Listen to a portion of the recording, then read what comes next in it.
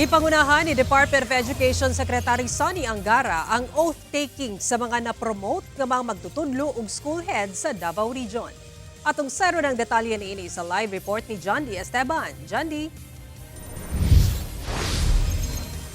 Yasara gikalipay gyud no sa mga magtutudlo og mga school heads ang ilahang promotion karong adlaw dinhi sa Davao Region. Gani pipila kanila ang dugay na ni nga gipaabot sumala sa Department of Education kini ilawom sa Expanded Career Progression.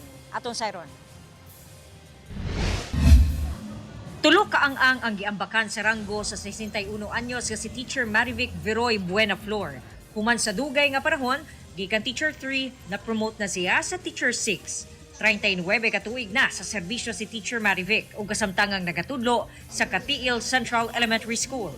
Wala pa ni nga o programa, so I will retire as teacher 3 because I plan to retire here. Teacher 6 na sab ang 32 anyos nga si Teacher Dorothy, kinsa nagatudlo sa Santo Tomas, Davao del Norte. Aside sa makatabang sa akong pamilya, of course, this is my inspiration as well to move higher, especially in teaching the young generation. Lakip si Teacher Dorothy ug Marivic sa 2,649 ka mga magtutudlo ug school heads nga na-promote sa Davao Region.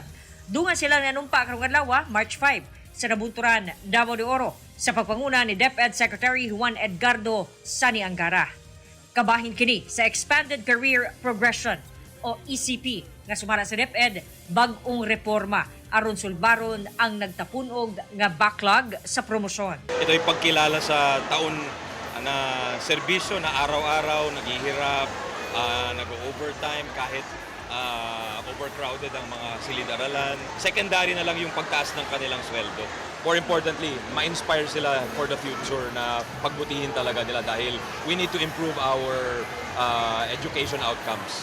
Ang ECP system nakadisenyo aron mahatagan ang mga magtutudlo sa pampublikong eskwelahan ug mas klaro ug patas nga pamaagi alang sa ilahang promosyon nga nakabase sa kwalifikasyon ug performance. Samtang sumala ni Secretary Angara, dakong bahin sa pondo sa flood control projects ang na-realign sa DepEd nga gamiton sa pagpondo sa uban pang programa sa departamento. At least 200 billion I think was realigned from the budget for other programs. So talagang binigyan prioridad. Taliwala sa kagubot sa Middle East, hatagan matud pa og prioridad ang mga mamalik nga OFW teachers nga maapektuhan. Binibigyan prioridad yung mga bumabalik na returning OFW teachers natin para makapagturo sa mga local schools. Nabibigyan din sila ng posisyon. Once nasa DepEd na yon, we absorb them under our regular budget.